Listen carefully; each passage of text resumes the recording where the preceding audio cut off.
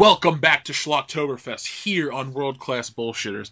I'm your host, Jeff Hicks, and with me is the last standing Samoan, Nick Utum. They're all dead. All of them. They're all dead. Ah, fuck them. They were weak. So last time on Schlocktoberfest, we discussed Ash vs. Evil Dead, in my opinion, the greatest horror television show ever. Now we're going to talk about the films that inspired Ash vs. Evil Dead, the Evil Dead Trilogy. Now, Nick, when you think of the Evil Dead Trilogy, what's the first thing that comes to mind? Boomstick. Yeah, hell yeah. For me, it's that goddamn cabin in Dead by Dawn, Dead by Dawn. When I think of that movie, I say Dead by Dawn, Dead by Dawn.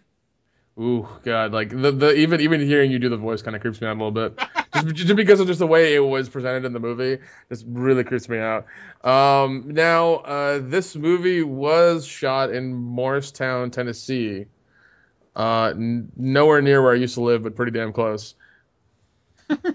That's a great way to say it. Nowhere near it, but close enough. Well, I mean, I lived in a very small town, and this place is like just a merely a patch of land marked Morristown, Tennessee. Yeah. God damn. I've heard stories of people going up there trying to find the cabin, trying to find bricks of it. Apparently, the only thing that's left is some of the stone of the chimney. That's about it. Yeah, that's not enough for me to drive 12 hours. Yeah. I went to look at a rock, and it wasn't the rock, so whatever. But would you pay just to look at the rock? I mean, you want to talk to the rock. Come on. Well, I paid hundreds of dollars to go see him perform, but, if I got to hang out with him, that'd be even better. I don't know what I'd say. I probably wouldn't have much. He doesn't seem too interesting to me as a person. Just the character's cool. I feel like he's boring as fuck in real life. But anyway, that's for another episode. We're here to talk about Evil Dead, probably one of the best independent horror films, and it launched the careers of Sam Raimi, and it created the character of Ash Williams. Now, I would say it launched the career of Bruce Campbell, but I hate to say it, but Bruce Campbell's been a B actor most of his career. Only later has he become more mainstream. But I'm not saying he doesn't deserve to be mainstream. If anything, Bruce Campbell should have been a leading man all through the 90s. He is a fantastic actor. Oh God, imagine him in all those crappy like sci-fi and horror movies in the 90s, like the straight to DVD stuff you'd find in the video store. Well, that's when people tell me, "Oh, Bruce Campbell made $80,000 in so many minutes at a horror convention." I go, you know what? That guy fucking deserved it. He went for years busting his ass making movies, not seeing anything, and finally, later in life, is he getting the respect he deserves? So good for you, Bruce Campbell. I have nothing but respect for you. Yes, sir. You deserve it. But in this movie, I gotta say, his voice is so weird that I don't think of it as Bruce Campbell. It's like Alpha Bruce Campbell or something, Yeah, Alpha Bruce Campbell. And there's Beta and, all those different testings. But this Bruce Campbell is not quite Bruce Campbell, and I don't like it. I don't like it one bit. Well, yeah, I mean, the first Evil Dead in '81, I mean, that's kind of what he was, I mean, the first thing you see is like him in the back seat as they race down this country ass road, and so I mean, that's your first inkling of like Bruce Campbell. Well, there's one thing I want to talk about before we get into the meat of the story is this movie has a special place in my heart because those are all characters that went to Michigan State, and I went to Michigan State, and during our academic orientation, the first thing the man says is, "Who here saw Spider-Man 3?" And like most of us raised our hands because that movie had just come out. So to the listeners out there, everyone hates Spider-Man 3, and I do too. It's not a good movie. But when it first came out, no one was shitting on it. It made so much money, and it was just like, it was good enough. It was cool. But the reason I bring it up is because they introduced us to the school year by saying that Sam Raimi, the creator of the Spider-Man movies, went to school here. And, they're like, oh, we have all these different things you can learn about. And Sam Raimi is one of our alumni. And I thought, I know Sam Raimi. That's cool. So when I watch this movie and I see the Michigan State sweatshirts and stuff like that, I have like a mental picture of where they came from. As opposed to most people who think, oh, college campus, like, I know all the fucking buildings, I know the dorms, like, hell, they could have lived in the dorm I lived in, hypothetically, so I have a special connection to these movies. Yeah, I mean, for all we know, Sam Raimi could have jerked off in the bed that you slept in. We just don't know. That would be cool and weird, but I got laid in that bed quite a bit, so it crossed out the weirdness. Put me in Spider-Man 4, Sam, goddamn you. So now, wasn't this movie made over a long period of time? Yeah, it was, let's see here. It was made over a very, very long time, and I mean, it was just people. It was just like friends in the woods making a movie. That's really what it was. And it took them forever to make it, but they made it, and then they sold it, and it made a ridiculous amount of money. Yeah, I'm looking right here at it. It said it had a budget of 350,000 to 400,000, and it made 2.6 million. That's just box office. Now, this movie has had. Do the Evil Dead 1 and 2 hold the record for the most home video releases? I mean, they might, because I mean, even now people want the VHS tapes. They want the unopened, sealed in cellophane, DVD. I mean, sorry, no VHS tapes of the movies because they're worth so much right now. I just remember going to my cousin's house as a kid, and he would have like 12 different versions of Army of Darkness and 12 different versions of Evil Dead 2. He's like, oh, I got this version that's a Necronomicon that talks. Oh, this has got a different cover. Oh, this is the British release. I'm like, that's cool, man. I like Star Wars. There's two versions, the original and the special edition. They have different boxes, but whatever. But I just remember going to the store and seeing so many different copies of this fucking movie. And I thought they were all different. And what was there, like two different cuts of this movie, if that? Yeah, I think there might be directors and then the theatrical. I think that's about it. So the story's pretty basic. A group of friends just go to a cabin in the woods and they get possessed by demons and they all die. That's the Evil Dead Part 1, folks. I'm not exaggerating. But I always love, like, I think it was either from this point on or maybe even before this, but I think this is the first big movie that made like Latin a living language again. Because anytime you read any sort of like foreign or old book that you found somewhere in a movie, as soon as you read it in Latin, you immediately opens up a gate to hell, just immediately. The Book of the Dead's cool. That is a very, like, for as low budget as this movie was, it had some really cool props made. Yeah, and I mean, that book. I mean, I have no idea if anybody ever found that the one made from the '81 movie, and I wonder how much that would be worth, honestly. It'd be funny if Bruce or Sam Raimi's got it in his like basement or something. So, oh, here it is. I'm sure he does. I'm sure he does, man. And I'm sure he's got it in like a vacuum sealed plexiglass laser grid case somewhere, so nobody can ever steal it. Well, he seems like such a cool, down to earth dude. It's like, catch him at the right moment, he'll talk your ear off about like filmmaking and shit, and especially this. I think it's cool that for his first like real feature, that he created this, and he's been able to not coast off this. That's not the right word I'm using. I'm trying to use he's been able to build off of this and have a really solid career. A lot of these people that do these big first movies kind of fizzle out. Like Sam Raimi, Kevin Smith, guys like that really have been able to parlay their first big success into an entire career. And I think Sam Raimi has done it better than Kevin Smith. He has, because I mean, he didn't, like as you said before, he didn't coast off of it. He used it as a milestone, as a stepping stone to get in and do to work in Hollywood and become a director, become a writer, become a filmmaker. He didn't just use it as like a lot of people we've seen these days who have made a very good movie on a small budget, and then Hollywood gives them a ridiculous amount of money and a ridiculous budget, and they just screw it up. Yeah, I mean, he had a couple. I mean, he went to make other movies. Didn't he, like Heat Wave or Crime Wave or something? Yeah, he's done. Oh god, he's done so much stuff. What was it? He didn't, like, between Evil Dead 1 and 2. I don't think he had any real hits. Yeah, he had one movie. He had Evil Dead in '81, then he had Crime Wave, then Evil Dead 2 came out in '87. Then, I mean, he goes from that to Evil Dead 2, Darkman, Army of Darkness, Quick and the Dead, A Simple Plan, Love of the Game, The Gift, the Spider-Man trilogy, Drag Me to Hell, Oz the Great and Powerful, Rake, and then Ash vs. Evil Dead. Drag Me to Hell was hard to watch. I remember watching that in college, and I wasn't in love with it, but yeah, actually, the girl in that movie quit acting after that because he fired live bugs into her mouth like a lot of times. I don't know the exact number, but it's a lot of times. He used to fuck with, like, I'm not saying this is to the same degree, but like on Spider-Man, they would say on the DVDs like how Sam Raimi used to like to beat up his actors. So there's a scene in Spider-Man 2 where somebody walks by and hits Peter Parker in the head with a book bag, and it's actually Sam Raimi, and he hits him as hard as he can. That's weird. I know. Though, I like Sam Raimi. I'm glad that I have a connection to him.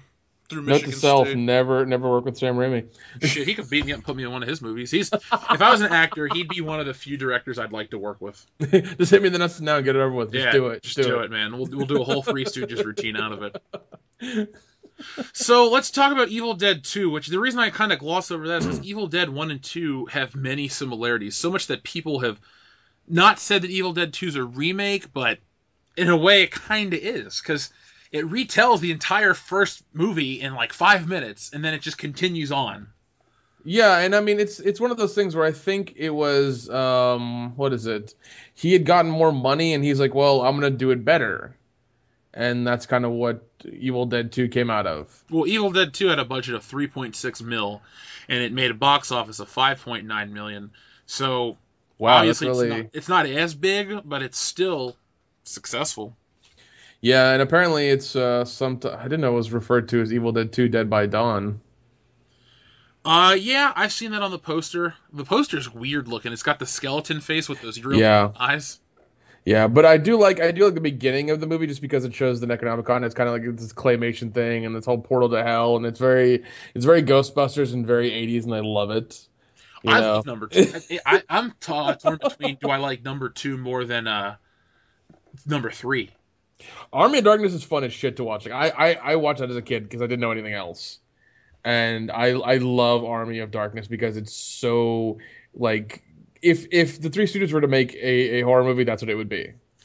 See, now I used to see the poster for Army of Darkness in the back of comic books when I was a little kid, and I had no clue what it was. And then I saw it when I was 11, and I loved it. Because I wasn't a horror kid. I used to get scared shitless for the dumbest things. So when I watched Army of Darkness, I was like, oh, that was awesome. And then from that moment on, I went back and watched number 2, saw 1. But, 2 and 3 are just phenomenal fucking movies. Yeah, they are. They're so good.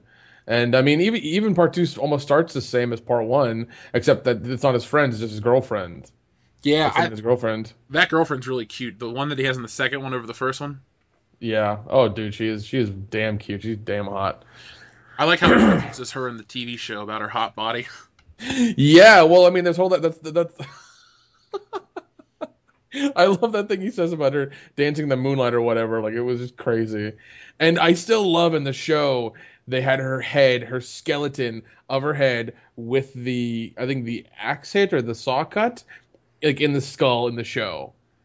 Mm-hmm.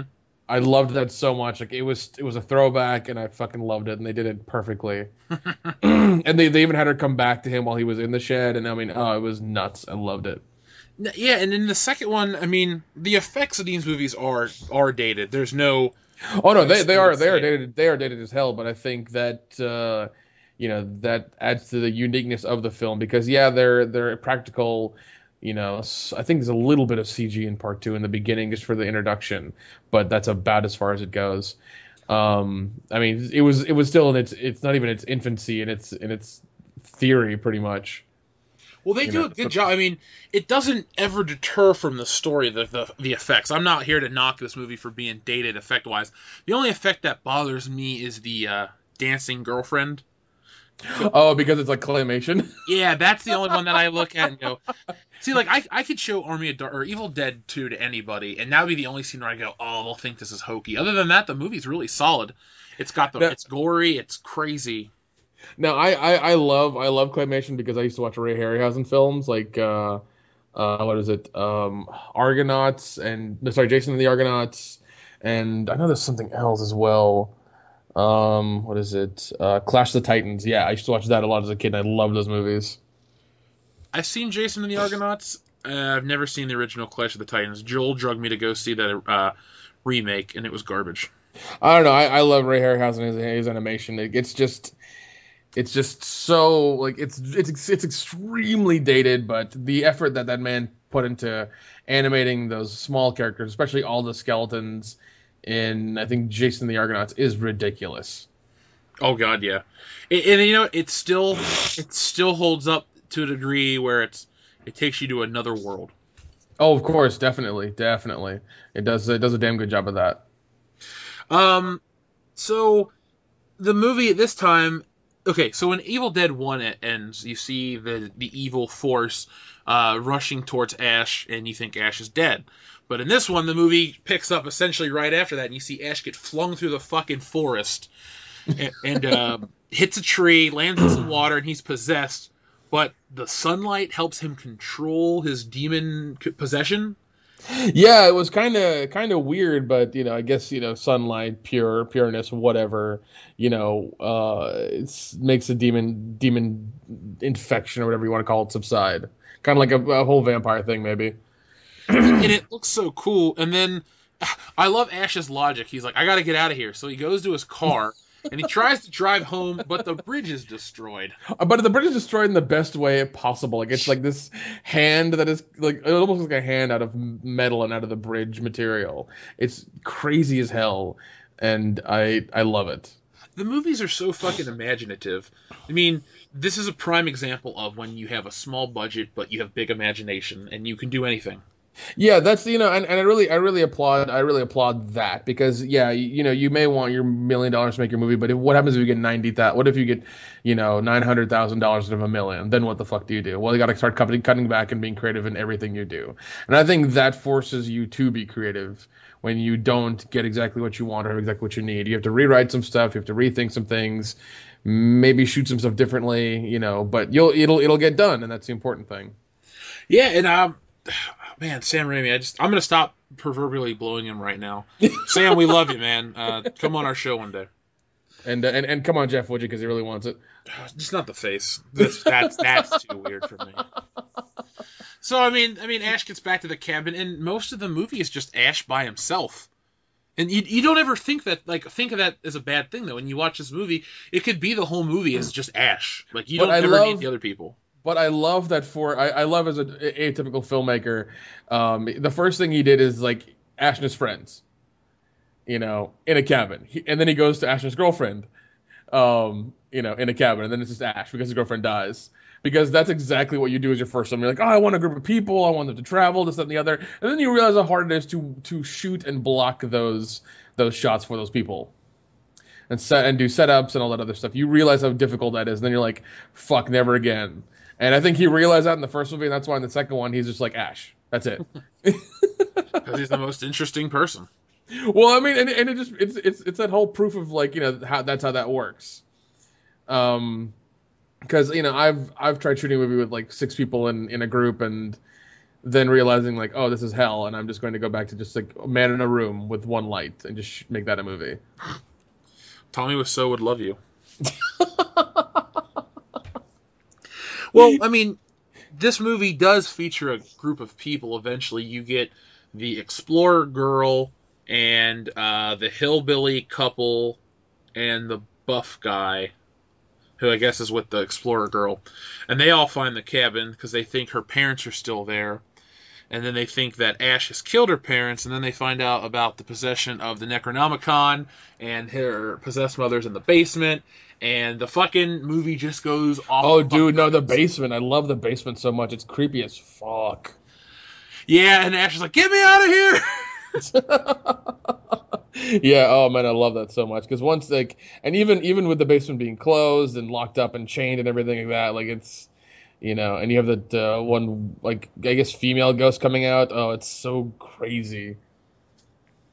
The movie really is balls to the wall pretty much the whole time. It is because, I mean, his girlfriend, like, it doesn't get just to get, like, oh, she touches something and then you see her turn or get possessed. No, the windows get blown the fuck out and she's gone and she's, like, just taken over by evil immediately. No little, like, oh, it's growing inside me. Oh, no, like, you see something go inside of her body. No, it's just like, no, she's fucking evil now. Like, right the fuck now. One thing I will say, like, I know this is completely out of sync with what we're doing, but I got to talk about my favorite moment in the whole movie is when after Ash has cut his hand off and he's like, the whole house is laughing at him and shit, and he starts like doing that squat thing, and like the deer head and the lamp and shit are going down with him. He's like, ha, and it does it with him. That's my favorite part of that whole fucking movie. Phenomenal. Everything's phenomenal about that fucking movie. Oh, no, I love the whole hand thing. I fucking love to death. I love that concept. It's like, your hand is evil. What the fuck do you do? And like, and by doing that, they created a whole goddamn character. You Yeah. know, and I love that whole scene. I love that whole thing because once you do that, and then I think his outfit comes from there as well because he makes the hand hole for the saw. He makes his thing on his chest to have the pull cord. He saws off his shotgun, and makes his boomstick. Like at that point, like this is fucking Ash. Yep, and it's so cool to see an iconic character come to light so quickly. And I mean, I think this is one of those movies that may have had the first like weapons montage, like like right before they go to kick ass. Like I think this is that movie. Yeah, and Sam Raimi's influence is seen by later people like Edgar Wright. I mean, if you go watch Shaun of the Dead and Hot Fuzz, those Oh fucking God, movies are yeah. straight Oh, homages. that's true. That's true, man. The Yeah, quick cuts. yeah. Sam Raimi really is a pioneer. He is. I mean, he did a damn good job, and he had his milestone. He paved the way, and he did his thing, and he did a damn good job of it like 3 times. Yeah. Or four now with the show. Well, let's talk about that third time, the Army of Darkness. I love this fucking movie. I have nothing bad to say about it. I think it's the most... I don't know if I said about the second one, but it's easily accessible. I mean, it's not a horror film, I don't think. No, I mean, part 3 is not horror. It's more of like, I guess, a fantasy, almost like a Game of Thrones kind of thing. Yeah, and I mean, you could show it... I know it's rated R for some of the violence, but I really feel like you could show that movie to a kid that is pretty smart, because it's got a really good story, and it's not dark and depressing, and it's not too psychologically complex for him. It's kind of just basic, good versus evil. Yeah, and I mean, once he goes on his journey and goes to that little, I think that, what was it? That one house, and he starts, little pieces of himself are rolling around and fucking with him and everything. Like, that, I love that whole scene as well. And I mean, like, and one thing that's kind of odd is that I think in that movie he also, like, has a chemistry book and he knows how to make gunpowder. Yeah, there are definitely some and like I think at that, like, that at one point is one of those things where it's where I couldn't believe that, because it's like he's that smart, he has a chemistry book and he can formulate gunpowder from anything around him. I think that kind of shits the bed a little bit, because it's like he's been an idiot this whole time, and this is the point where he's just like, all right, I got my books, I can do this. It's like, what? Really? I like that, and I also like how he gets the fucking mechanical hand. Oh, the mechanical hand is so awesome. It's very like Luke Skywalker. It's very much that. I like how they even brought it back, or at least a different mechanical hand for the TV show. Oh no, well they really brought it into the into the 21st century with Pablo like fashioning it out of a bunch of like weird shit. And basically making it like go gadget like hand. I mean that's basically what it is. That's really what it is. It's true. And I love it for that fact. And that they even made that a thing. I thought he was going to be handless, or he'd have to go carve another one or have something else or whatever. But no, they went full on go gadget with it, and I'm really happy with that. And in this one, like these people know about the Deadites, they know about this, and they have some form of primitive technology. I like that he has the mechanical hand. I buy everything. It's not like some movies, I guess it's anachronistic, where like certain things appear but they couldn't have appeared in that time. If you're gonna buy into the whole he got sucked through a portal and sent to another dimension and all this other shit, it's like, you know what, I will buy that he can get a mechanical hand. And just before we close this one out, man, the fucking one-liners in this movie are what sell it for me. First you want to kiss me, first you want to kill me, and then you want to kiss me, blow. Like, I just fucking love that. And Hail to the King, baby, and all that shit. Oh man, yeah, all of it is. I mean, all those one-liners are amazing. Even when he goes to get the book and he's trying to recite the damn lyric. I mean the wording, and he doesn't get it right. Like, it's just he's like coughing the words or whatever. Klaatu, Barada, Lita.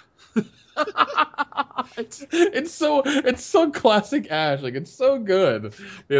I thought honestly in the show Ash vs. Evil Dead, to beat her, he was gonna be like Klaatu, Barada, and try that again or something. I would have loved just a quick callback to that. Oh no, that would have been that. I think everybody would have kind of just like just gone crazy with that happening. Like, you would have laughed and been like, "Holy shit, they did it!" Even without it's amazing. Now, let's talk about the original ending to Army of Darkness. Which do you prefer, the original or the theatrical?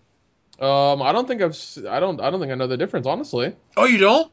I don't think I know the difference. What is the difference? Oh, they're huge. Well, I get to tell you something new on air. I get to teach you something about horror. So, now the theatrical cut, Ash takes the drops, wakes up, and goes back to shop at the S-Mart and fights the Deadite.